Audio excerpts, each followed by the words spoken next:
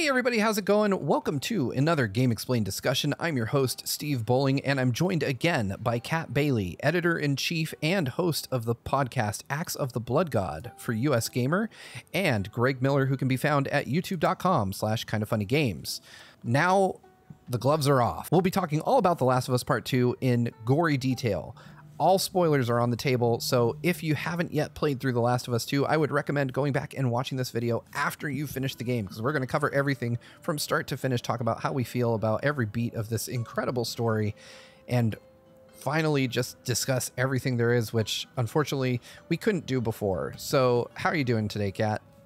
I'm doing really well. I'm excited to finally be able to talk about Abby, who I wasn't able to acknowledge at all in my review, despite the fact that she is a co-star of the frickin' game. I mean, I guess we should probably just talk about the fact that this game goes full Raiden, as it were. Yep. Yeah. Greg, how are you feeling about this? I'm ready. This is the first conversation I've had that'll be any spoilery thing, and it feels good to finally be able to talk to people who knew nothing, or that I don't know your opinions of, right? Like with my team, we've hinted around, but we haven't recorded our spoiler cast. We haven't sat down to do it. So to actually, to be able to say Abby, be able to talk about Laura Bailey being this huge star of this game, and not having been able to say anything about that is crazy. Wow. Okay, so yeah, we have to jump right into it. As Kat mentioned, Abby is a playable character, which is something we weren't allowed to discuss.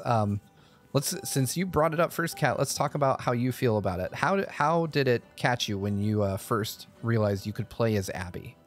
My first impression was to go, oh, this is really smart and cool, because when you first meet Abby, you're walking around the Seattle Seahawks stadium, though of course it's not the Seahawks in this game, and first of all, I'm a football fan, so I was like, oh, that's kind of cool, the way that they turned that into a camp. But then you start to see all the people that you killed during Ellie's storyline and hang out with them and interact with them, like PlayStation Vita girl. And you're like, oh, this feels really bad. and like the wolves suddenly go from a crazy militia to people. And you're like, okay, so immediately I became invested in this. I really liked this choice. I thought that Abby's section went on too long, and I think that the problem, the challenge that Abby faced, I ultimately liked Abby. I did not want her to die. I was in on her.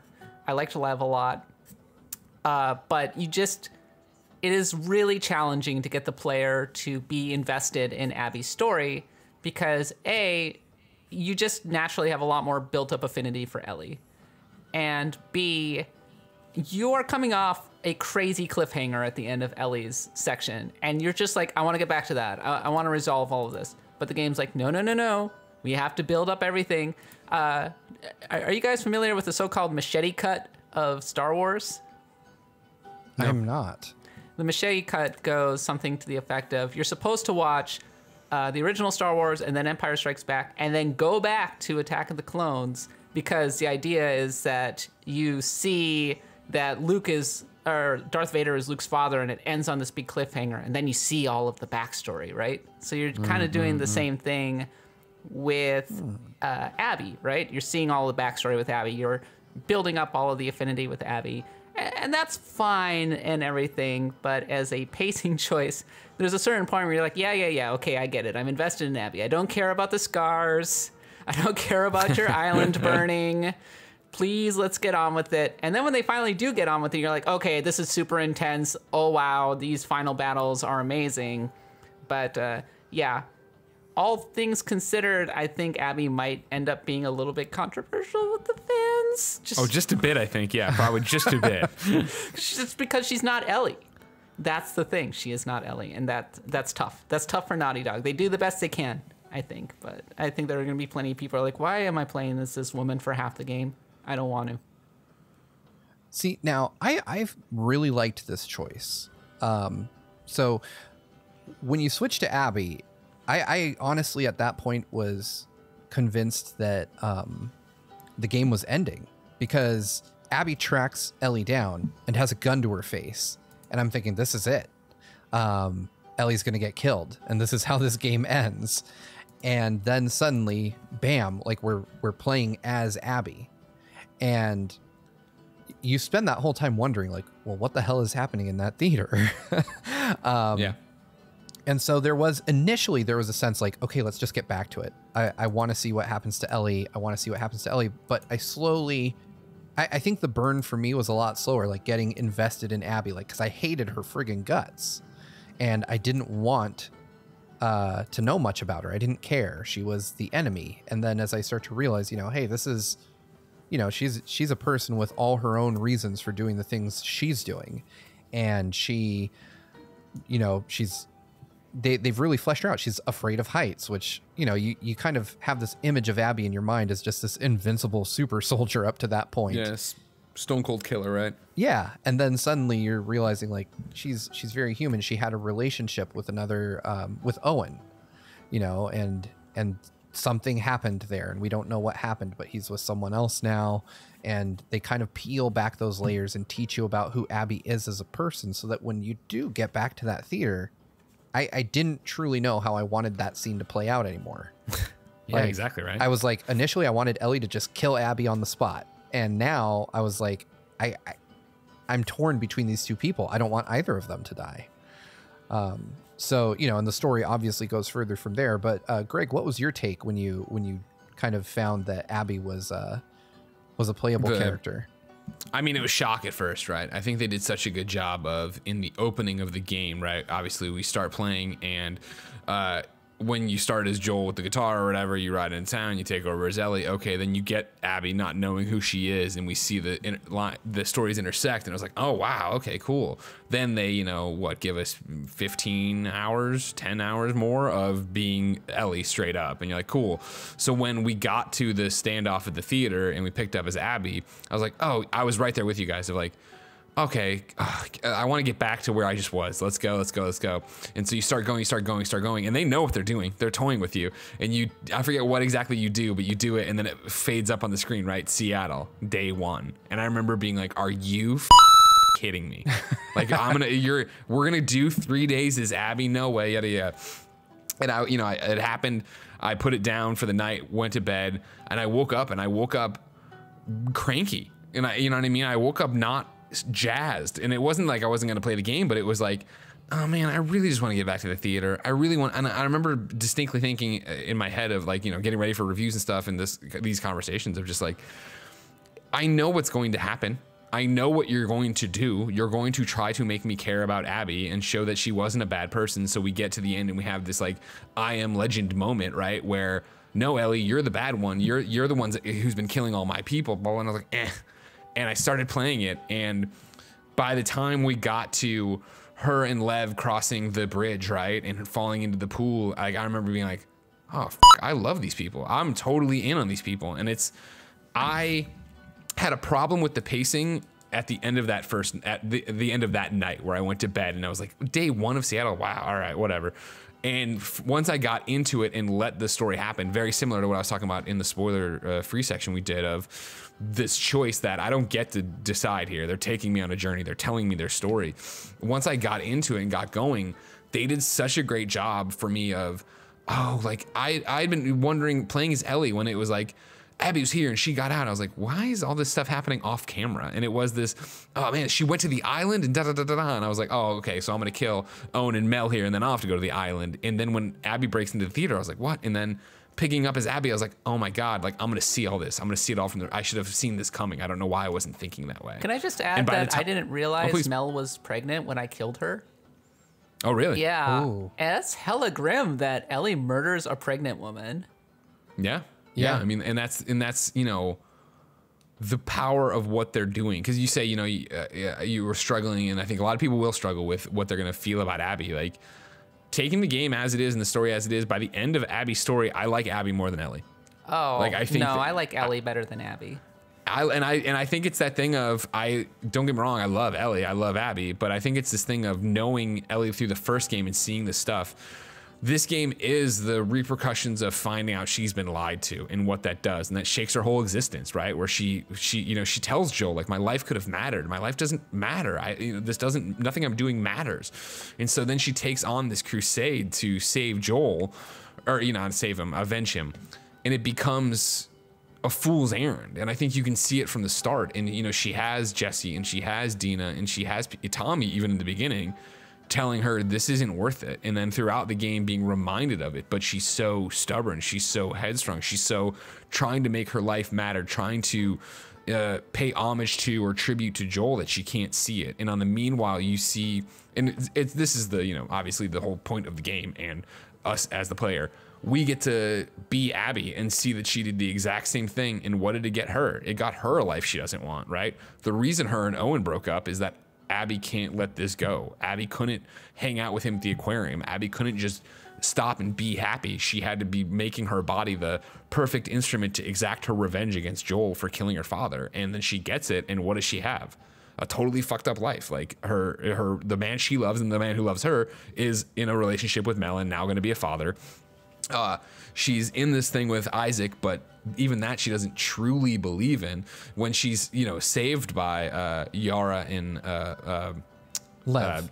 Lev, thank you. I hate that when, you know, I've played the game twice. I know these characters' names. You know what I mean? She suddenly finds her people, right? She finds a group that, like, not immediately, but she finds a real relationship that she's able to start and isn't fucked up by her past choices. She feels like she can make a real life with these people.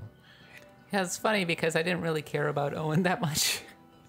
Like, I found, like, they were doing a lot of work to make me care about Abby's relationship with Owen, especially when you go to the aquarium, not once, but twice, which felt like they were riffing on the old, let's go to a museum kind of situation that Naughty Dog loves to do, which, by the way, they get me every time. It's a trick there's a reason they do that trick. It works.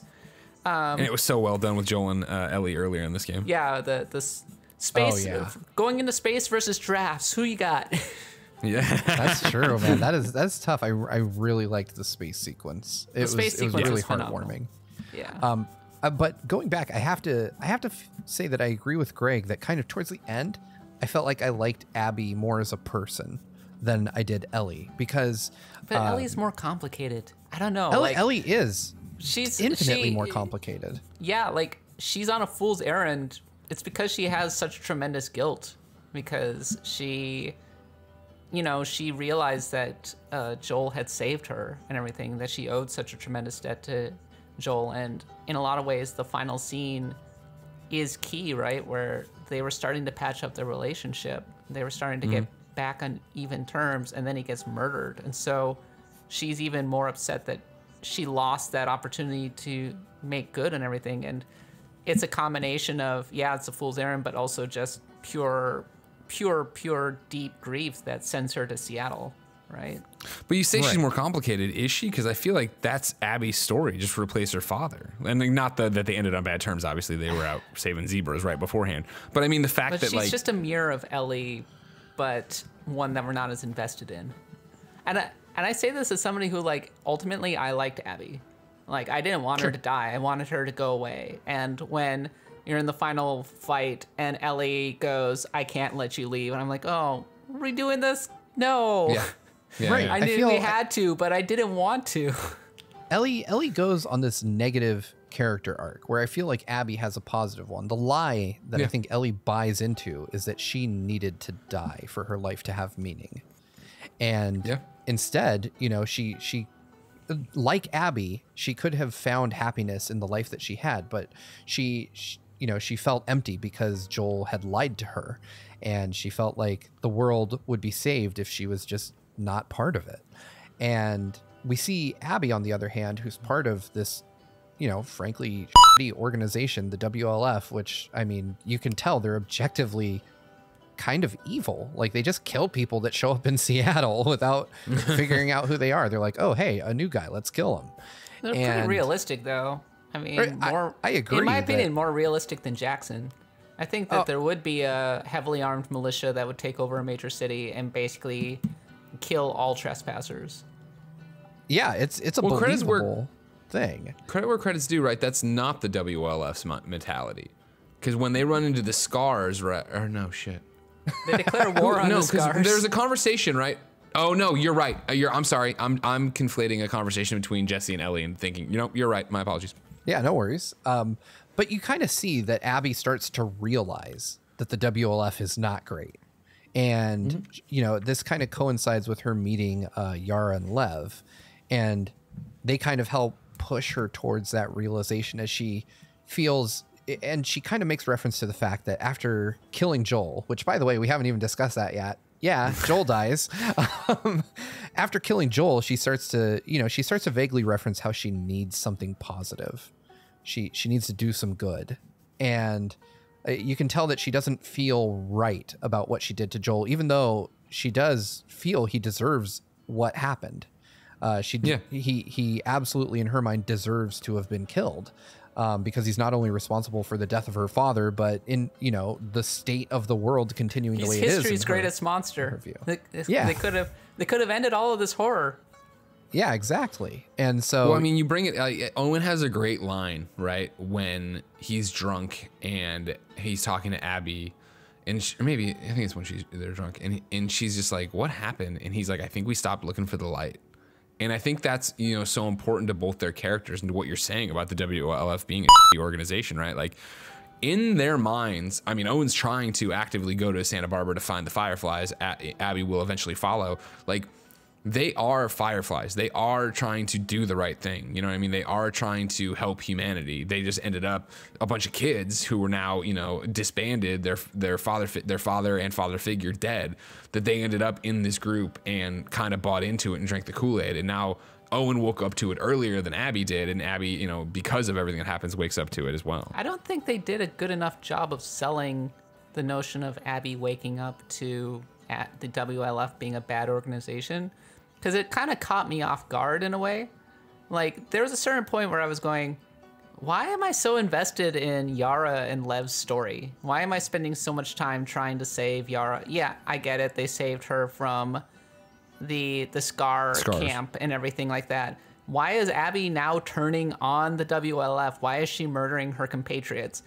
It did not do a lot to sell her personal emotional arc in that regard, I feel.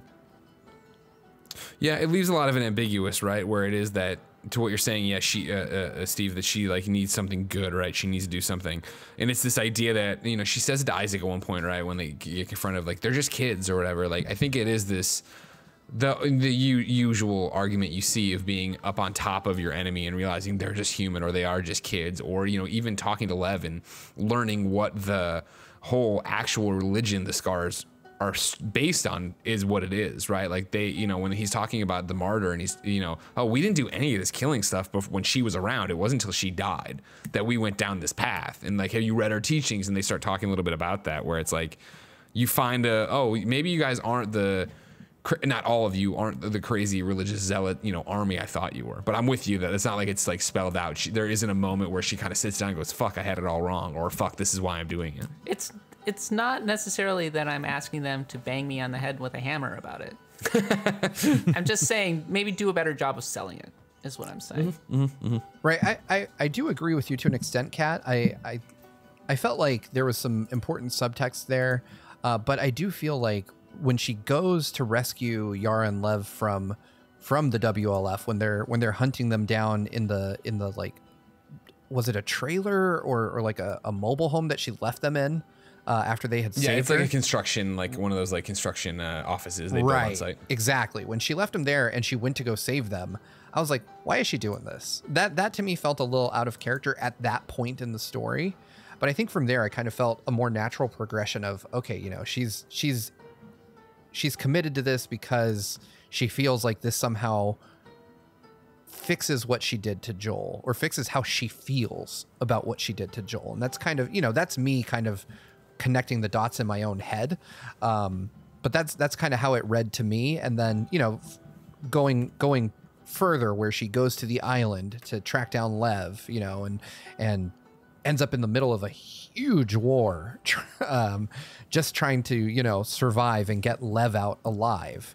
Which is funny because the actual war between the wolves and the Scars was like the least interesting part of the game for me. Like, I cared about everything but that. I did care about Lev. I cared about Lev a lot, and some of it was that he made Abby more interesting just by them being together, and I felt protective of Lev in the same way that kind of Abby felt protective of Lev. So whenever something bad happened to Lev, I'd be like, no, I'm mad now. What the heck is going on, Gabe? Like, what, I thought they just straight up killed Lev by banging his head against the thing, and it seemed like his neck scratch snapped. I was like, did they just kill Lev like that? What the hell?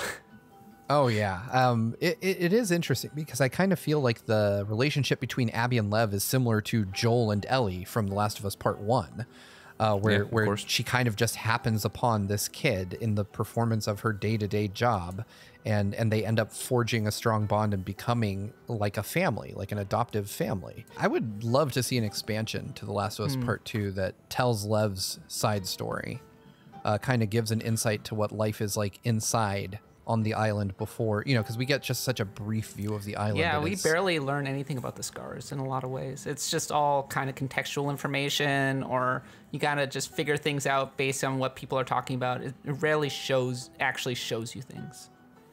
Right. Except for the brutality and the intestines being cut out. Yeah, true. So I want to take us back all the way to the beginning of the game, because we still haven't hit the scene that, I mean, unfortunately has been spoiled for a lot of people, but I think it's... Yeah, was it spoiled for you guys? Say what? Was it spoiled for you guys? No, I was not spoiled. Unfortunately for me, so I tweeted out and announced that I would be reviewing the game, and your first mistake. Yeah, the first response was a spoiler, which turned out to not be 100% correct. What was the spoiler? The spoiler that somebody... So I've seen a few incorrect spoilers out there, which leads me to wonder if maybe, similar to like TV shows, if maybe they created a couple different scenes to kind of weed out leakers. But the spoiler that I got was that both Joel and Ellie die. And yeah, I got that too. Yeah, so obviously Ellie's fine. So, but, and that was part, and unfortunately that informed part of how, I felt at that scene in the theater. I was like, oh, this is definitely where Ellie dies. Because, right early on, Joel gets killed, and holy so, I'm expecting it. I know it's going to happen. I didn't have any reason to doubt the spoiler that was put there. And I knew, I read about the fact that the game had leaked, a lot of stuff had leaked, and I had stayed away from it. But I knew the minute I tweeted that I was going to be playing the game that someone would try to mess it up for me. That said, the internet. I just was not ready. It's an interesting context for all this. So for what I had happen, right, was when all of it happened, and I don't really care. If you're gonna spoil something for me, it's a 26.5 hour game is what it took me a first playthrough. Like, I'm not really worried about knowing certain things, but obviously being PlayStation focused, people were trying to ruin it for me. And so I'd caught, similar to you, a like username that was Ellie and Joel die, and then I had a screenshot sent to me that was Joel dead, and it was like Abby kills him with a golf club, because if you put up muted words, you couldn't get around that, right? Right. But then I had the other one that Abby was trans, is what got sent to me, or somebody else in another thread, or I don't even know, on Twitter put. That was such an infuriating discourse, I gotta say. Ugh. Oh yeah, well that was the thing of like not looking into it all, and then afterwards being able now to like, I was like, oh, it's just because she's fucking jacked. Yeah. Fuck you. Let her be strong. Who cares? What are you talking about? I love that about her, and I love that it's such a like Batman repercussion of like, I'm gonna be the ultimate soldier so I can go and kill my dad's killer. Like, that's a cool motivation, I think. But I'm with you that I was playing it and it was like, okay, well I don't know what's really real and what's really not fake and whatever. And so like when Joel and Tommy run into Abby and save her, I was like, oh man, is she gonna be like along with us for hours and hours and like acting like our friend and then turn and yada yada yada. And when we walked in the room with them, and I was like, oh, I can't wait to see how this plays out. And I think it's Owen who's like, you're the luckiest woman alive. And she's like, you have no idea. I was like, uh-oh, wait a second. And then they're like, what are your names? He's like, I'm Tommy, this is my brother, I'm Joel. Why y'all looking at us? You're all looking at us like you know us or something. And Abby, that's because they do. And she shot him. I gasped. Yep. I was like, oh my God, it's happening now. I thought, I was because I don't. Kat, you went to the Last of Us preview event, right? No, that was Katie. Well, I wasn't identifying it because it was a woman. I thought I saw you there. I can't remember where I saw you last. I didn't mean it like that. They did such a great job of when they had us play that section, ending it with what turned out to be a red herring. That it's in the game, Jesse who grabs you and says, you think I let you do this alone kind of thing, and that they put it in here or in the preview we did, it was Joel. So I came back, talked about my preview, and I was like so dead set that we were clearly after Dina. Like I don't know if she's been kidnapped, I don't know if she's been killed, but that's what we're after. So to get there and have the death happen that quickly, I was so like, holy shit, this is happening. That's kind of dishonest. Yeah. I love it. Do it. Throw me. I don't care. Yeah, it was Dina. Okay, well, we can get to Dina in a bit, but let's keep talking about this. The brutality of Joel's death is what really threw me. Like they didn't just, they, like you said, Greg, they shot him in the leg, and I was just like, oh my God, like I still just kind of had it, even though it had been spoiled for me. I was like, maybe this isn't where he dies. Maybe Ellie comes, saves him, and he ends up dying from his injuries in a really sad way, surrounded by people he loves. I was trying to sell myself that it wouldn't be this hugely traumatic event. And then she just takes a golf club to him. And I didn't even care about Joel, and I was just like, whoa, jeez. And in a lot of ways, they start Abby from an emotional deficit immediately because... Totally. You as an audience, you're just going to hate her. You're going to hate her guts. And I bet there are going to be plenty of people who hate her regardless and want her to die so much all the way through the ways that they're playing her, even as the game tries to make them like her. And it almost feels like Naughty Dog just wants you to be like, okay, we're challenging ourselves this time around. Let's see if we can get the audience to like Abby after they murder horribly a beloved character, one of the most beloved characters in gaming history. Yeah, I mean, and the amazing thing is that, at least for me, they completely pulled it off. To the point that, like I mentioned earlier, I ended up liking Abby more than Ellie by the end of the game, just because I felt like Abby improved. She became a better person throughout the events of the game, where I felt like Ellie kind of fell into a darker place. She was so I guess so just obsessed by with the idea virtue of her revenge. being in a darker place, I just found her more compelling in that respect. Yeah, She's more tragic. Right, and I think that's what's great about this, because there's no right way to read it. Everyone's going to have their own takeaway, like their own characters. The game doesn't do anything to tell you, like, Ellie is the virtuous one here, and she's right. It leaves you to draw your own conclusions about who you agree with and how you feel about everything that happens. Talking about the brutality really quickly, I think that this game needs it. I am glad that it is a really brutal game, because to me that really sells the emotional content and the setting itself. I think that if the game pulled punches, it would feel less real to me. So the fact that Joel has his head caved in by a golf club is really intense to watch, but at the same time shows that the game is not messing around and immediately sets the tone for the rest of the story.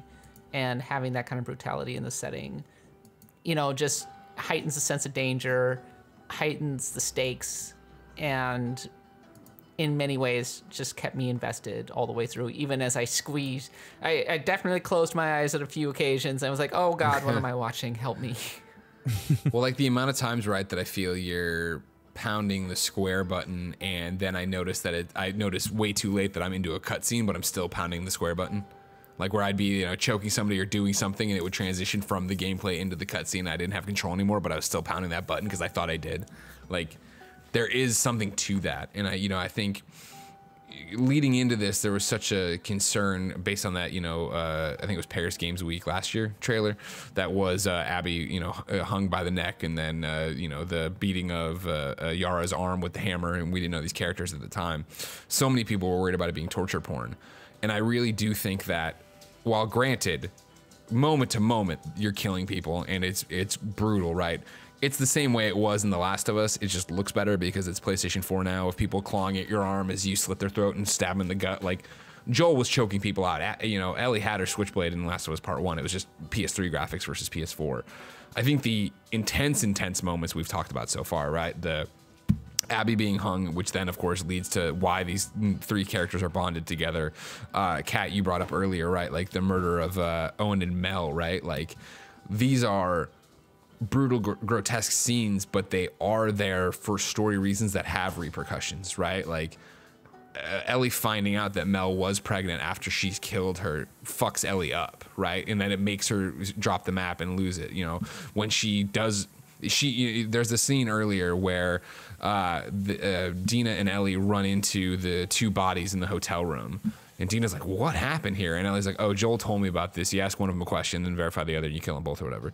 When Ellie has to torture Nora to get that information, and she comes back shaking, like literally can't stop her hand from shaking, and then she walks in and he just tells Dina, like, I made her talk, right? And falls apart. Like, those moments of violence and grotesque violence, right, are there for a reason in a way that I don't feel is torture porn. It's there because these characters need, and I'm talking about Ellie and I'm talking about Abby, these characters need to be in these tortured moments to get where they need to go. Yeah, I couldn't agree more. You know, one of the points I make in my review is that the violence in this game serves a narrative purpose. You kind of see these characters move forward as a result of the experiences they have, and those experiences are inextricably linked to the violence that they both partake in and observe. You know, Nora is a great example because it was one of the big turning points for me when I started to realize that I wasn't okay with some of the things I was seeing. You know, because Nora tries to kind of play on Ellie's emotions a little bit. Like, oh, I was there, you know. Do you still hear his screams? Yeah, and then she's like, you know, he screamed like a bitch and he deserved every second of it or something like that. Like just a jab at you to throw you off right before you go on this chase sequence and you chase her down.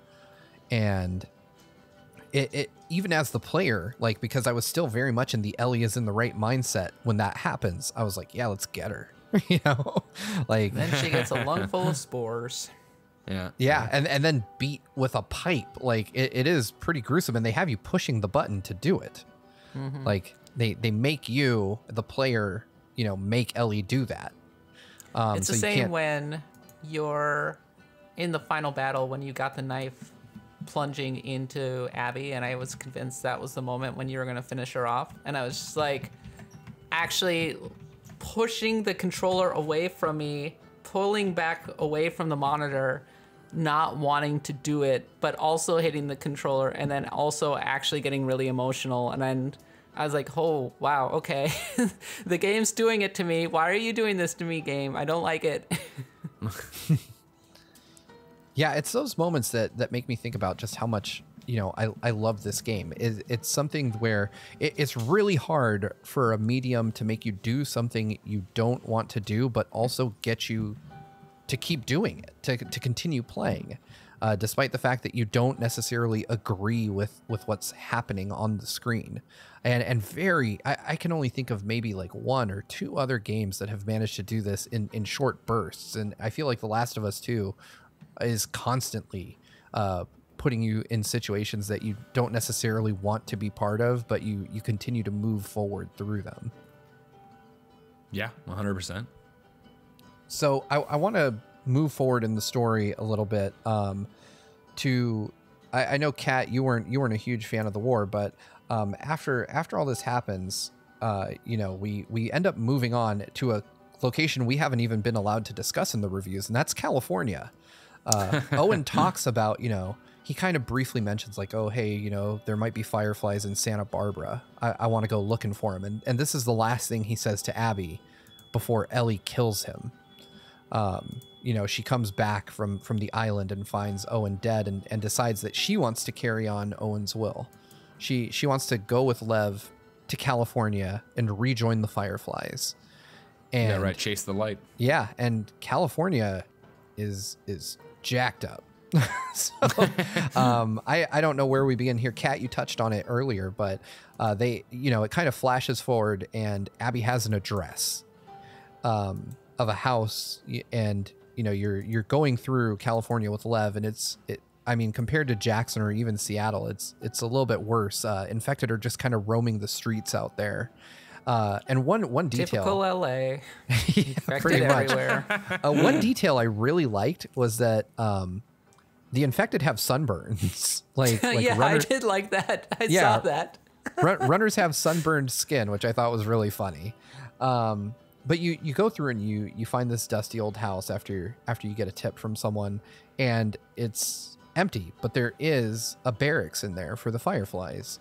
And Abby has this kind of hope. Like she reaches out on the radio, trying frequency after frequency, and she finally finds the right one. And she gets in touch with the Fireflies, and they tell her where they are. And so you kind of have this moment like, oh, this is the happy ending for Abby, Yeah. you know, the payoff of her positive character arc. And then as she leaves the garage, she gets cold cocked by someone, and Lev gets knocked out, and everything goes to hell. So I was curious. Let's go ahead and start with you, Kat. How did you feel when you found out that there was more after the confrontation between Abby and Ellie, and what did you think of the kind of epilogue in California? I thought that it had already made its point and didn't need it.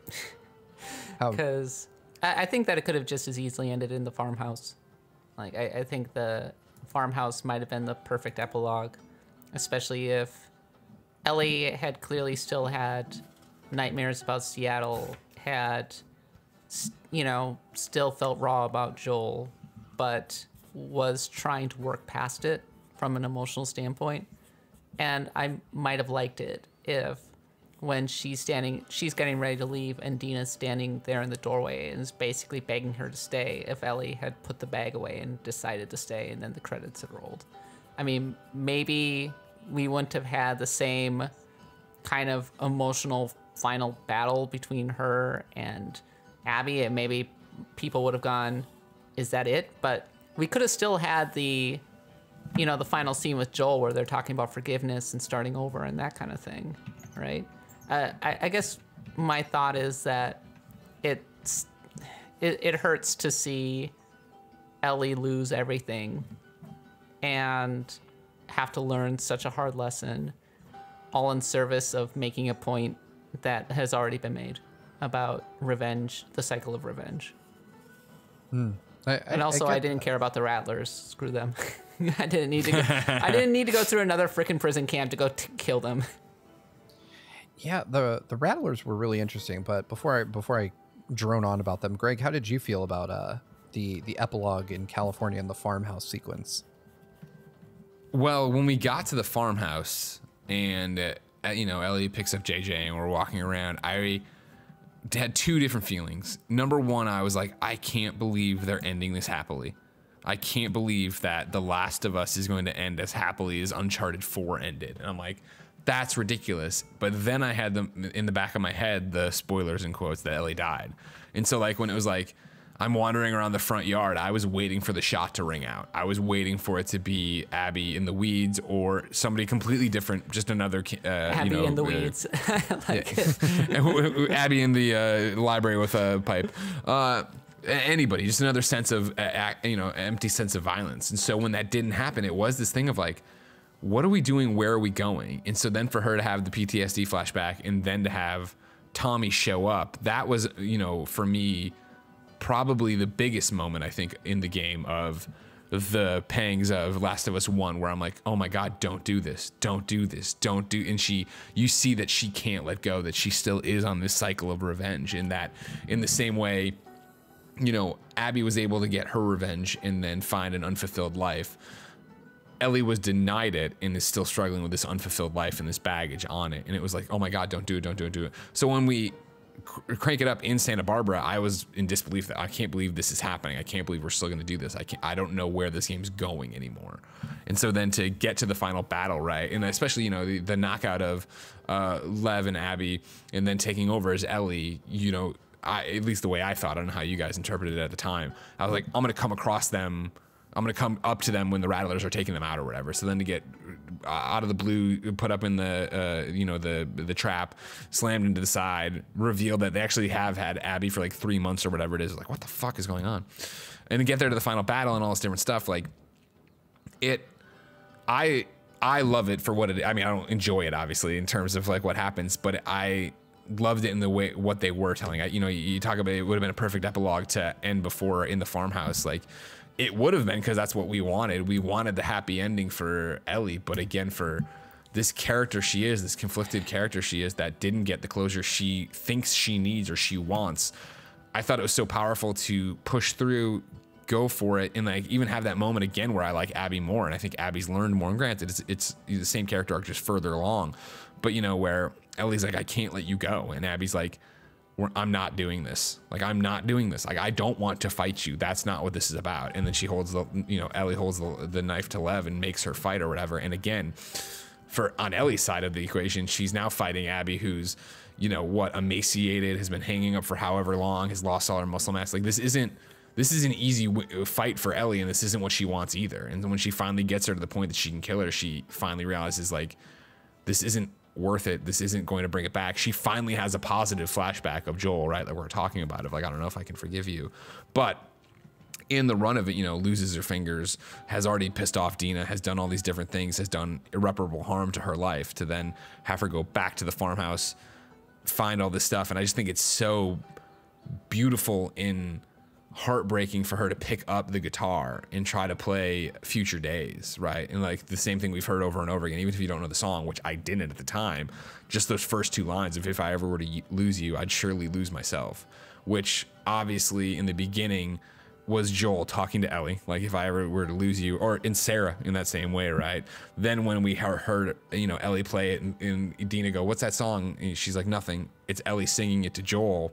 And then here, to have her try to do it and not be able to do it because she's lost her fingers, because she's lost Dina, because she's literally lost herself. Like, I thought it is exactly where this game, as fucked up as it is and emotionally heartbreaking as it is, needed to end.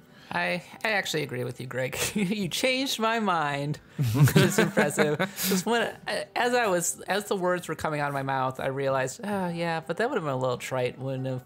I don't know, maybe a little predictable. Yeah, everybody gets off scot-free, right? And it's not even for me that it would have been predictable. It would have been unbelievable. And I know that sounds weird, but it was that thing of, I would love nothing more than to leave Ellie there with Dina and JJ, living on the farm, being happy, painting. You know what I mean? Like, it's to what you said earlier that I thought was so poignant in the non-spoiler section, but we couldn't address, right? Of like, Ellie, you nail it, Kat. Like, Ellie and Ashley's performance of Ellie is this hollow, empty, I'm just here, I'm going through the motions, and it's because she discovered Joel did steal what she thought was her purpose. So she is without purpose. And so even when she starts off on her mission and starts trying to draw again and doing doodles and writing down lyrics and stuff, like, you see the person she wants to be trying to break through, what she would do if she didn't have this quest she feels like she has to do. And so to get to that farmhouse and find this room filled with paintings, right, and filled with drawings and her guitar, and like she's dancing with Dean, it was like, oh my god, this is beautiful. But then to have it just the little bit of the surface moved and find out that no, all the feelings are still there. She's trying to cover them up. She hasn't processed them. And then to go through and process all this thing and have her walk out of the farmhouse and leave the guitar, which is like so much leaving. Is she leaving those? She's clearly leaving all her art, all her music. She's leaving all that behind. And is she going to Jackson? Is she going back to Dina to have the conversation we get to see her have with Joel? I feel like she's starting over. You know, she's finally able to, you know, let go of Joel and let go of the pain and the hurt and the grief and everything. And maybe it's not easy, but that's her beginning a new life. That's kind of how I interpreted it. And I think you really nailed it, Greg, in your descriptions of talking about like Ellie's journey and her progress. In terms of how Santa Barbara is handled, I guess this is just relitigating what Naughty Dog decided to do. Naughty Dog did what they did, but it might have been maybe more interesting if Ellie had shown up at the Rattlers camp and found pretty much all of them dead and the prisoners had escaped, and you're just exploring this completely empty base filled with death and everything, but that she is able to eventually find Abby and Lev like strung up and still alive, right? Like that could have been a kind of a powerful final scene rather than just, oh, here's one more gameplay sequence, I guess, take out some Rattlers and then do it, you know? No, and I'm with you there, and I think that, you know, you get back into that exact same situation we were talking about, I think, with the theater moment, where we feel like, all right, cool, we're about to have Ellie and Abby, you know, intersect paths here, and we're gonna get to go. And instead, no, it's like, here's 3 more, 4 more rooms, whatever it is, of, you know, random bad guys. And like, this is the biker gang bad guys. And it's like, okay, yeah, I get it. And what I was shocked by is when I remember, in the same way we wanted to get back to the theater, getting to that part of the Santa Barbara mission and being like, well, okay, I want to get to this thing though. I want to get to this conclusion, and finally getting there and feeling it was a payoff and great. Playing it the second time, I was shocked by how fast it goes, because it's like when you're trying to find a house, you don't know where it is, and you're looking at your map and you're going slowly and you're figuring it out. And when you know where it is, it turns out it's that trip so much faster. It was the same thing of like, oh, okay, cool. Like, I just killed all these dudes and I went. But I'm with you 100% of like, this, I want to go. Let's go. Let's see what's happening. You know what I mean? Yeah, I want to go back, and I agree completely with both of you that the Rattlers section could have been a little better paced. It could have gone a little faster. I was not at all interested in the Rattlers at all. They were just in the way. But I really found what you said, Greg, interesting about being at the farmhouse, because, you know, we did get the same spoiler, and I had the exact same thought that I would be walking around with JJ. You know, Dina tells you at one point, she's like, hey, go to the tractor. And I'm like, this is it. I'm going to get shot. And shot in front of my kid. And I had a lump in my throat walking out to that tractor. And then they intentionally have you sit there just for a good long while with JJ on the tractor. And I was like, something really bad is going to happen. And once I realized, you know, hey, we're fine, nothing happened, I was like, this isn't the end. Like, there's more to this game. There's something else that's going to occur. And you're right. Kind of, you know, you go to the barn, and Ellie has her kind of flashback, you know, this PTSD attack, and where you revisit, which is really well Joel's done, by death. The way. Yeah, it is. Like, initially I was like, what is this? Is it going to get hit by a tornado? Does Ellie die in a friggin' tornado? Like, I was so confused by what was happening. And then I realized, like, this is in her mind. Mom, Pa can't. Ellie dies in a tornado.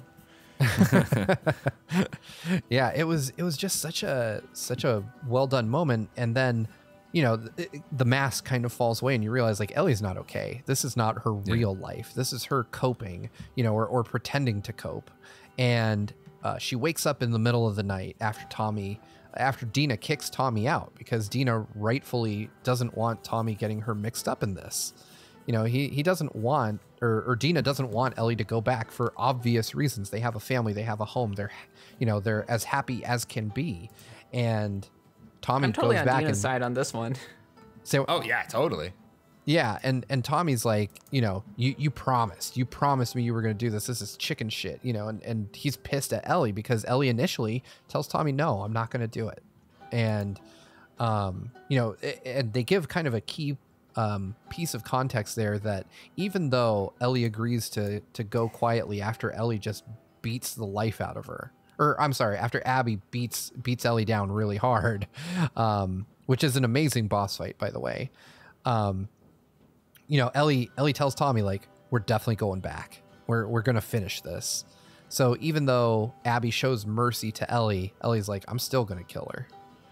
And that I found really interesting, that they didn't show that they just kind of discussed it, and, you know, kind of in this scene here. But Ellie wakes up from her bed and goes downstairs and goes into that. You can go into that art room and you pull out Ellie's journal that she had been keeping all through the game, and there's just some truly heartbreaking stuff in that journal now. She talks about how she remembers Joel, and it makes her skin hurt, that she just is in actual physical agony, thinking of what happened to Joel, and that she can't make it stop, and that she doesn't sleep, doesn't eat, you know, like you realize that she's in her innermost, you know, where in her innermost thoughts, she's absolutely miserable, and she's not truly living, even though she has what looks like an idyllic life. And then I start to realize, like, okay, she needs to go out and do this. It's objectively the wrong choice. It's a horrible idea, but she needs to do this for her own closure, however screwed up that is. Well, something that's interesting, and I wonder how much. Obviously, you and I thought we had Ellie's death spoiled for us. So I wonder, Kat, what kind of, if we're off base, or if you see this too. But the way we're talking about wandering around that farmhouse and wandering around the front yard and feeling on edge of like something's going to happen here. Granted, is motivated by the fact that it's a video game, the game's not over, something's going on, and also the fact that we thought we had it spoiled for us. I wonder how much of that is also intentional of trying to put us into Ellie's shoes. That even though, look around, you have the perfect life, everything's awesome, she has this not only fear and memory, she has this unfinished business. She knows that Abby's out there, and even though, Abby didn't kill Dina, made the opposite choice of what Ellie did with a pregnant woman, but didn't kill Dina. It was just like, never let me see you again. Is she wrestling with it the same way Ellie's wrestling with it, right? Like, it's in a way, it's kind of like the Cold War, where it is that thing of like, who's gonna fire the nukes first? Of like, yeah, not only you killed Joel and then I killed all of your friends, so now are you motivated by the death of all your friends to come hang out in my front yard and kill me at some point? Like, there is that. I wonder how much of that is meant to keep us on edge and put us into that shoe a bit. Well, I was not spoiled. So I did not have any expectation that Ellie was going to get sniped while sitting on the tractor. You were just whistling Dixie out there in the front yard at the tractor, like, this is great. I was mostly just kind of going, wow, is that it? Is that it? That can't be it. This can't be the end of the game. And while she was sitting on the tractor looking out on the sunset with JJ, I was going, oh my God, is this going to be the final scene? Please don't let this be the final scene. Yeah. And then when she went into the farmhouse and had the PTSD moment, I was like, okay, this isn't, there's more to this. And I was kind of wondering, that's the thing, is that when Tommy shows up and Ellie pushes through and says, this is over, we're not doing this anymore, and Tommy is pissed off, but yeah, like, I was wondering if this was just going to be the final moment of Ellie deciding ultimately not to go. And then she does go, of course. But yeah, so the whole farmhouse sequence, I wasn't expecting Ellie's head to get blown off. I was just expecting her to, I was just kind of wondering out loud if that was it. And I think that was Naughty Dog's intention. Yeah, that's really interesting. I really enjoy hearing your perspective because of the fact that Greg and I both had these similar spoilers. So kind of had it in the back of our heads the whole time. So it is interesting to see, because I can see it that way too. Like, just being like, what is this? Why are we doing this? Why are we here? Because that was, at least until the anxiety that Ellie was going to get shot set in, that was kind of the feeling I was having. Like, what is the purpose of this? Because if it's just an ending, it could have just been a cutscene. We could have followed Ellie around, seen how her life is. Well, it's Naughty Dog, though. Like, they could have... Right.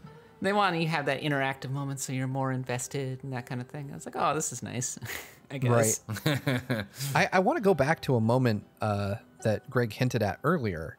I kind of touched on the boss fight, and Greg kind of touched on what happens after that fight, where Ellie is essentially the last major boss of the game. You get back to that theater scene, and instead of putting you back in Ellie's shoes, they put you in Abby's shoes. And you have to fight Ellie, who is actively trying to kill you and is armed to the teeth. And at the end of that fight, you see there's what I think is just an amazing moment of character development for Abby. And the more I think about it, the more I think this might have been what put her over the top for me, is when you do defeat Ellie. Abby is all set to kill her. She's just pounding her on the floor, just punching her, smashing her head into the ground, or whatever. And Dina rushes Abby and tries to get her with I think Ellie's switchblade. And Abby makes short work of Dina. She tosses her on the ground, starts slamming her head. So brutal. And she puts the knife on Dina, and Ellie pleads with her. She's like, please, she's pregnant. And Abby's immediate response is, good. Oh, God, that was freaking brutal. Yeah, and I was like, oh no, like, we're about to have another like super traumatic moment. And then Lev comes in and he's like, Abby. And she realizes that this isn't like who she wants to be. This isn't what she wants. She definitely doesn't want to show Lev that she's capable of doing something like this. Well, in so many ways, like, right, Lev represents her new life, or what Lev represents what Abby's trying to do. She said, right, she's trying to basically be Black Widow. She's got red in her ledger, right? Like, she's trying to do good things here. Right, exactly. I'm glad you bring up Dina, because I think that as a character, she's a bit of a letdown for me. Because at the beginning, she is an equal partner with Ellie. I think maybe she, in some ways, represents to Ellie what Lev represents to Abby, like an opportunity at a new life and everything like that. But at the same time, after a really good first few hours, Dina just kind of ends up pregnant and then does literally nothing until she gets shot in the back. You know, she becomes a mechanism for driving the plot forward, but as a character, she loses a lot of her actual agency once it becomes known that she's pregnant, and I thought that was kind of sad. Yeah, I wasn't a huge fan of how Dina was sidelined. I liked her role, though, as a supportive partner to Ellie. And I agree, like, in the opening moments of the game, the first, like, what, 5-6 hours of the game, she is awesome. Like, you go around Jackson with her, you know, you kind of understand the bond and how it's developing between Ellie and Dina, and you see that relationship blossom. Cute shenanigans in the marijuana growing lab. Yeah, that which apparently, and I don't know if you guys found this, but Andre is playing through the game right now, but he was not finished with it, so he couldn't participate in this discussion today. But there's a sex tape in Eugene's weed lab, and I didn't find it. Which is, I think it's called Smash Bandy's Cooch. Oh, no. Which I was like, Andre just sent me that without context. He assumed I had found it, so he just texted me Smash Bandy's Cooch. And I took a minute to process it and try to figure out how to reply. I was like, what are you... You just screenshot it for your eventual complaint. I have to go back and find this. Holy cow. What are you trying to tell me, Andre? But yeah, I enjoyed that scene. Like, you know, that's kind of the tipping point for the relationship between Ellie and Dina. And I was really expecting, oh man, I'm forgetting Dina's baby's daddy's name. Jesse. Thank you. Yeah. Okay, so I was expecting Jesse to be really deeply upset when he walks in on them. And it just kind of like, he's like, whatever, I don't care. And I thought that was really great. I was replaying one of the opening sequences this morning, and Ellie's walking with Jesse, and she's like, "Are you okay with me and Dina being together?" Right? And Jesse's like, "Yeah, whatever. I'm fine with it. It's cool. Like, we're totally on the level." And I actually kind of believed him, and I actually really like how the game establishes that Dina is bi, and doesn't really make a big deal of the fact that Dina goes pretty seamlessly straight from Jesse to Ellie, and everybody just kind of rolls with it, you know? Like, I thought that felt like a really realistic relationship to me. Yeah, and I think, you know, to the Jesse-Dina thing, right, like, I think even if you haven't had one of those relationships you've had in your friends group probably growing up or in college or whatever, a friend relationship like that, right, where it is that they're on again, they're off again. They clearly love each other, but they're not meant to be. And so it is this weird thing. And I was the same way where, yeah, I buy it that when, you know, Ellie's like, oh, I kissed her. Like, Jesse's like, what? Okay, like, I don't know. We're done. It's fine. We're done this time. You know what I mean? Like, we're probably done this time. And then, yeah, to get further into it and find them hooking up, I think it's also compounded by the fact that he's there and he's angry because they're not on patrol, and we, you know, he knows everyone thinks something's wrong with Joel and Tommy because they're not the type to shirk duties and not check in. Mm-hmm. Yeah, it was. I think all the characters in this game are really well written. I agree with you, Kat, that I would have loved to have seen Dina involved more in the story. Just more agency. Like, I think sidelined is the right word. Like, yeah, the game just kind of forgets about her at a certain point. Yeah, you kind of start, you know, she's just someone who's in the theater unlocking the door for you past a certain point. And I really loved it when she saved Ellie from the WLF. You know, they had Ellie captured, and she ends up blowing a guy's head off right before he's about to kill Ellie. And I thought that was a really cool moment. I really liked how they escaped together, and then that's kind of the last really cool thing that she does in the game. She becomes a plot device in the sense that she's laying there in the theater, and she is the impetus for Tommy to be like, and Jesse to be like, yeah, so we're going home now, right? Yeah, like, you're okay with leaving Abby alive? And Ellie's like, yeah, I'm okay with it, when obviously she's not. But yeah, in that sense, like, they were like, well, Dina has to be pregnant in the theater so that there's an actual reason why Ellie would conceivably go home with the mission unfulfilled. Right. Yeah, on top of that, of her being sick too, right? And I mean, I know it's because it's more than morning sickness. Like, she's obviously, it's all the time sickness. Yeah. She's like incapacitated. And trust me, I've had friends who've been pregnant, and yeah, it can be incapacitating. So it's realistic in that regard. And while we're here talking about Dina, I want to talk about how much I love the moment of them making their way through the tunnels or whatever, and when Ellie turns around and her mask is broken, and Dina has that legit flip out moment of trying to give her mask, and Ellie has to pin her up against the wall and be like, no, like, look, and throws it up, and she's like, Ellie! She's like, no, I'm breathing s'mores, I'm fine, right? And it's like that. It's very much that, like, Clark Kent opens his shirts and reveals he's Superman, and you don't know how to process that information that is then into the horror movie, one of the horror movie moments where we were talking about earlier, right? Of like running from the infected. And you want to talk about horror movie moments, realizing that the creature is actually in her brain, just kind of chilling there. Oh, well, that was one of my things, is when we were playing it in Dina is like, I'm getting really tired. I don't feel that good. I turned to Jen and I was like, oh my God, has Ellie ever kissed a person? And like, I had this whole thing of like, did she infect her with the cordyceps? Are we about to find out that she is that contagious? And then I was like, she's pregnant. I was like, okay. And then I was like, oh, and she did mention she had a girlfriend before this, so they probably have covered this before. And then Ellie literally says, I can't get you infected. But that was like, for a moment, I was like, are they about to really like put this much horrible shit on this poor girl? Everybody was expecting Dina to die. And when everybody started predicting that she would die, I was like, Naughty Dog's not going to be that obvious. And I'm glad they weren't. Oh, yeah, totally. Yeah, when everybody's worried about, her getting fridged, I was in the same boat of like, they're one of the more, in terms of storytelling, social conscious, like, developers. I don't think they would go immediately to this, like, oh, yeah, here's this trope of how it's going to be for this lesbian relationship. Oh, yeah. I didn't at any point expect them to just, kill off Dina unceremoniously.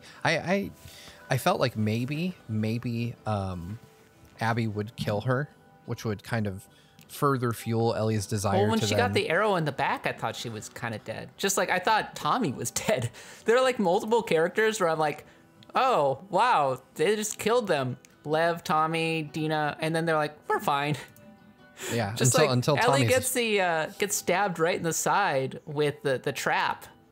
And I'm like, that should probably kill you. Like, that should probably have internal bleeding right there. That's not. I thought we were gonna get like the dual death at the end, where they would like be fighting and she would bleed out and then get a mortal wound on Abby or something. That would have been grim. Jeez. Yeah, I was actually expecting. I was expecting Ellie to bleed out while drowning Abby. Just because it was. I mean, they made such a point to show that Ellie was just losing a lot of blood. Totally. And everything she does after getting stabbed with that tree branch, she's holding her side the whole time. They make a point to show, she stitches it up at one point, and then I think the point is to stitches. be like, I think the point is to be like, okay, Abby is emaciated and in horrible shape, and this is a kind of leveling the playing field. Otherwise, Ellie would just take her out immediately. True.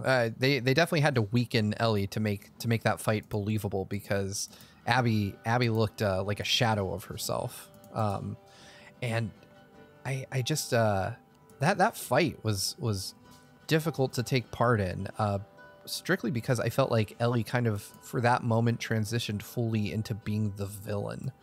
Abby is actively trying to dissuade Ellie from this. Like, I don't want to do this. I'm not going to fight you. And Ellie puts her switchblade on Lev's throat while Lev is unconscious. Totally. And she's like, yeah, you are going to do this. And I was like, wow, Ellie, you suck. Like, you are the worst right now. And it's funny because up until then, even though she was doing things that I didn't agree with, I understood her motivations and I liked her. But I felt like the knife on Lev's throat was her just kind of fully giving in to her darkest impulses and trying to get revenge at any cost. Yeah, I mean, and it's like literally her losing herself, right? Back to the song. Like that's what this whole journey's about. And I think finally recognizing that, right? And then getting to have that moment again with Joel, that flashback. Because that was my thing too, of like when throughout playing the game, right? I think it was like night 2 when Jen joined me to watch, and I was just like, also, I still haven't seen that cutscene from E3 of them in the barn. They've talked about it. There's been repercussions about it, but I haven't seen it. And so when it actually got played out towards the end, in the end of the game, right, and we do see Joel, you know, shove the bigot, and then Ellie be like, I don't fucking need your help. And he's like, right, I did another gasp. And Jen's like, what? I'm like, that's the last thing she said to him. Like, that's the last conversation. And I'm like, oh my God. And so then to get that moment at the very, very end, right, of this whole thing of, I can't forgive you for this, but I want to try. Like, that was powerful. Yeah. Yeah, absolutely. Perfect final scene. Totally. Yeah, I mean, it was it's amazing how well Naughty Dog reveals these characters' motivations in chunks, and each time you see something new, it changes how you view that character. It's just such masterful writing. But I do want to go back, because during our previous discussion, we kind of danced around the idea of some of the infected encounters that were a little scarier than others. And I got to talk about the 3-faced infected creature from the bowels of the hospital. The big one, Full on Resident Evil. Yeah, what the hell was that? Like, several infected fused into each other and became one big ass, like, disgusting, scary infected that could crush through walls and do all kinds of crazy crap. Oh, it's fungus. Yeah, Murder how did you fungus. guys? I'm curious how you guys felt about that encounter. Like, for me, it was insane. Like, when Kat started talking about the Benny Hill music playing, I immediately remembered the fact that I was just constantly running through the hospital trying to avoid that thing so that I could run back, get ammo, find time to reload and unload on this thing and continue the cycle until I eventually won. But that thing got a hold of me numerous times. I thought the chase was awesome. And Oh, yeah. really intense, and I did not even turn around. I was just like frantically trying to get around things, hitting slamming X as hard as I could so I wouldn't get caught up on the level geometry, so it wouldn't get me hearing the noise. I think this was in the middle of the night as well, so that made it extra intense. I think I was maybe playing in the dark. And when it came to actually fight the thing, I actually felt like, okay, I'm gonna get you. Because I was like fully armed and operational battle station, and I was using every single item in my arsenal to fight this thing while also running around like Benny Hill music. And ultimately, I had the flamethrower out, and I set that sucker on fire, and that felt really, really good to be able to finally take it out that way. I was like, die with fire. But then, of course, it split in half, and I had to kill the other thing, too. Yeah, then that thing's stalking you. Yeah. Did either of you take the wrong door, like at the last stretch of the chase? No. No. Oh, man. So There's a wrong door. there is a wrong door, which is That's really messed embarrassing. up. So if there's kind of a straightaway at the end, and you're supposed to turn left, and there's that door that's barred with the axe, right? But there's also another door at the end of the hallway, which is like, you know, straight in your field of view already. So I was like, oh, I just keep going straight towards that door. And Ellie can interact with that door. Like, she'll try to open it if you get there, and Wow. and you'll try to open it, and that thing will just tear you apart.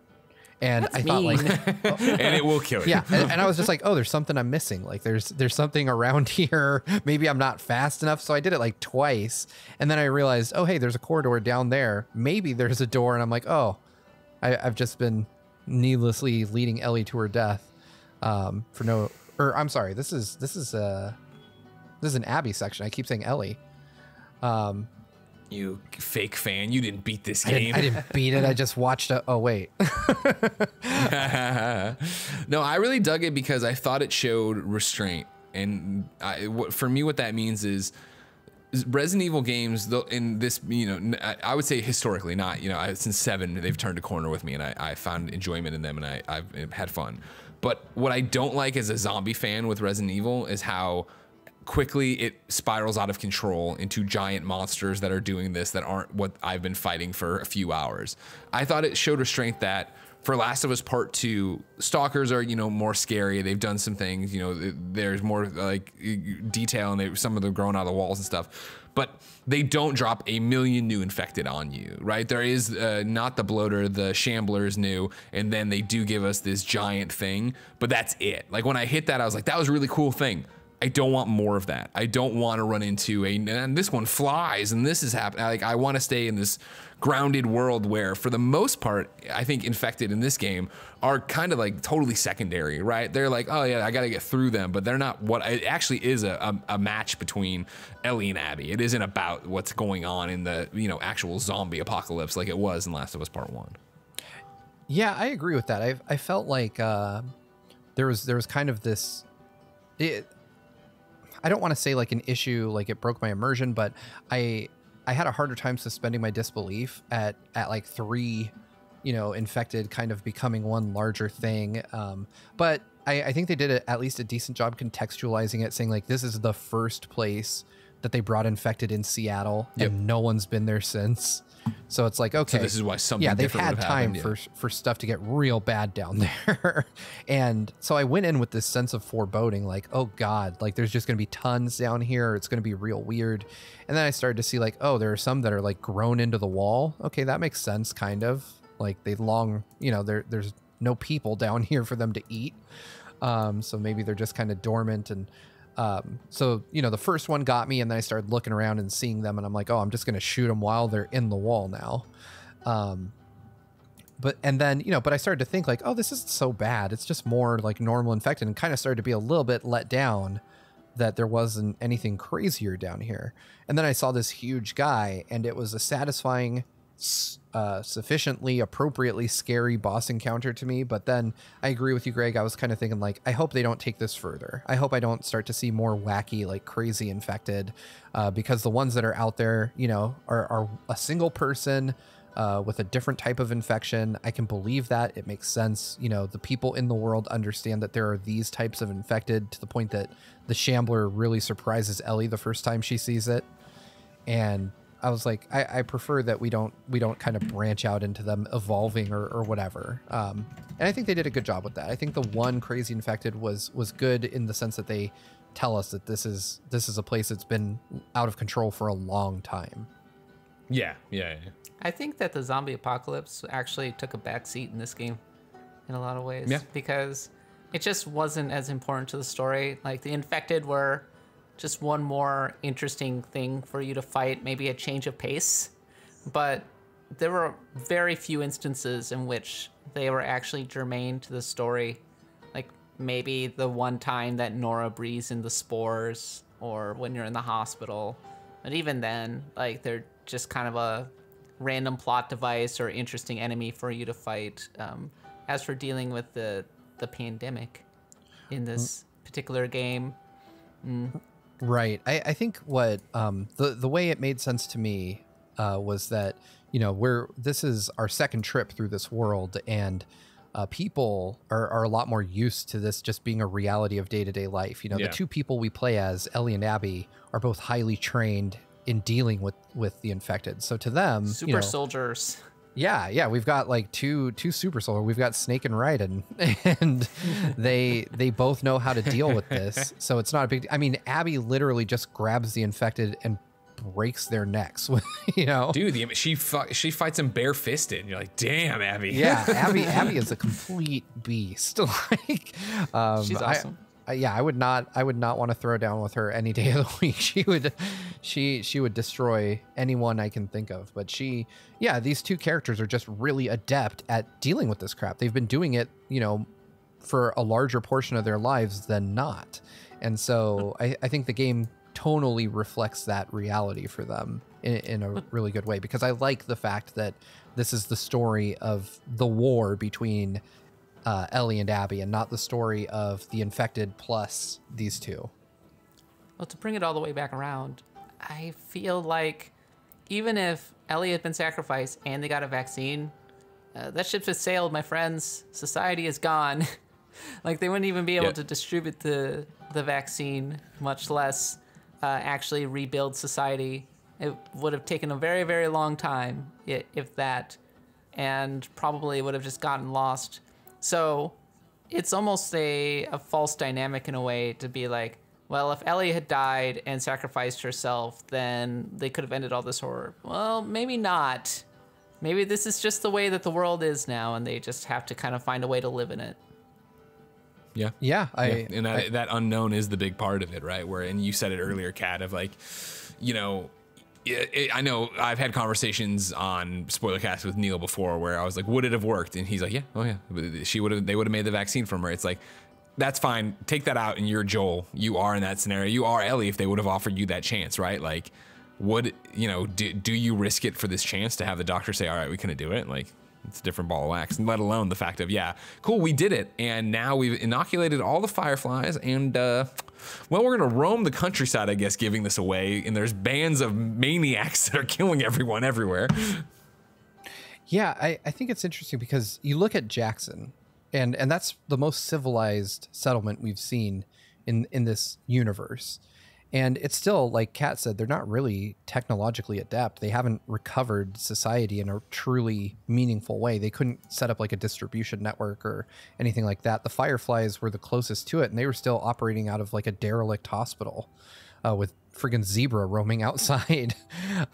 So I agree that, you know, logistically it kind of feels like even if they did make a vaccine, how would they get it to everyone? And then on top of that, would people even be willing to accept the assistance? Because there's so many people that, you know, just like the WLF, shoot on sight without asking questions.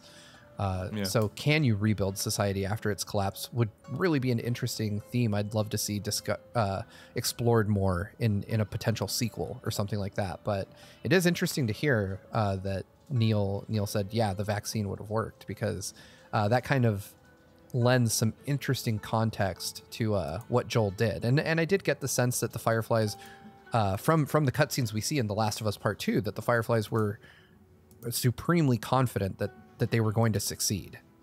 You know, like there's a note that you find when you go back to that hospital in a flashback that says, tomorrow we're going to change the world. We're going to change the course of history. And so it's like the game intimates to you that, yeah, the Fireflies knew for a fact this would work. It wasn't like maybe we're going to do it, maybe we aren't. But yeah, I can understand from Joel's perspective, you know, he doesn't know all that. He just knows they're going to kill Ellie, and he doesn't want that to happen. Yeah. Or he's just a very, very confident scientist. And, you know, sometimes they are very confident people. That's true. So I think we've just about covered most of the major beats. Is there anything else that you guys feel like discussing in regards to The Last of Us Part 2? I hope there's never a sequel. Yep. I hope this ends here too. It's over. I've seen so many people being, I think it was in the GQ article or Washington Post where Neil was like, yeah, we don't know if the next project would be a new IP or a Last of Us 3. And I'm like, I understand that there's obviously Abby and Lev have more stories to tell as they go out and they do, and it's like, and Ellie too, for that matter. Now it's like, I don't need that. And maybe it could be an interesting thing of, you know, towards the end of, 10 years from now, 7 years from now, the end of the PlayStation 5's life cycle, to do hey, it's even further into the future, and where do we leave Ellie, or new protagonists that run it? It's like, but I don't need that. Like, this is so, they tempted fate by making a sequel to The Last of Us, period. Like a game everybody pretty much universally loved. Then they nailed it. It's like, cool. Like, I don't need you to go back to that world. Right. I feel like I do want to know more about what happened to Abby and Lev as well as Ellie, but I agree with you, Greg. I feel like if I look at it realistically, how do you make a game about that as good as this? And that's a question I can't find an answer for. And I'm sure that, far greater minds than mine are thinking about it. And if they don't come up with it, I'm totally satisfied, because I feel like this game left Ellie in a place that I'm happy with, because I feel like she did make her peace with Joel and everything that she's been through. And I'm okay with it being kind of implied rather than just kind of being hit over the head with it. Yeah. All right. So I think that about wraps up our spoiler cast for The Last of Us Part 2. Kat, is there anything you would like to plug, let our audience know about? Yeah, you should go check out my website, usgamer.net, where we have a lot of The Last of Us Part 2 coverage going live. I mean, this is a spoiler cast, so we should have a ton up right now. Yeah. I mean, if you're watching this the day it releases, there's invariably a ton of good content on US Gamer about The Last of Us Part 2. There's already a ton of it as we're recording this. So Well, you know that this is a unique site because one of the first things I did was compare The Last of Us Part 2 to Final Fantasy Tactics Advance. So find out how I made that connection. But also, on that note, I have a podcast called Axe of the Blood God. It's an RPG podcast. I host it. Comes out every single Monday, and we're working on a project right now. It is called Branching Narratives with Jeff Green. It comes out every single Wednesday, where we interview interesting industry people, executives, media people, developers, etc. Our first guest was Austin Walker, and it's a really cool podcast, so go check it out. Awesome. That is awesome to hear. I'm going to have to check those out myself. I feel like I barely have time to consume media that I'm not making. How about you, Greg? Is there anything that you'd like to share with our audience? Yeah, please come on over to youtube.com/kindoffunnygames. Drop us a sub. We have a bunch of Last of Us stuff up already as I'm talking to you, of course. We have our review. We have a spoiler cast on The Last of Us Part 1.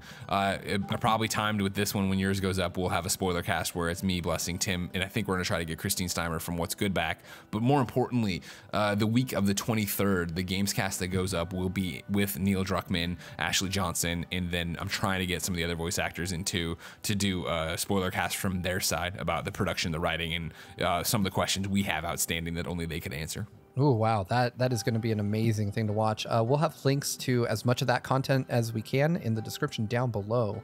As always, thank you so much for watching.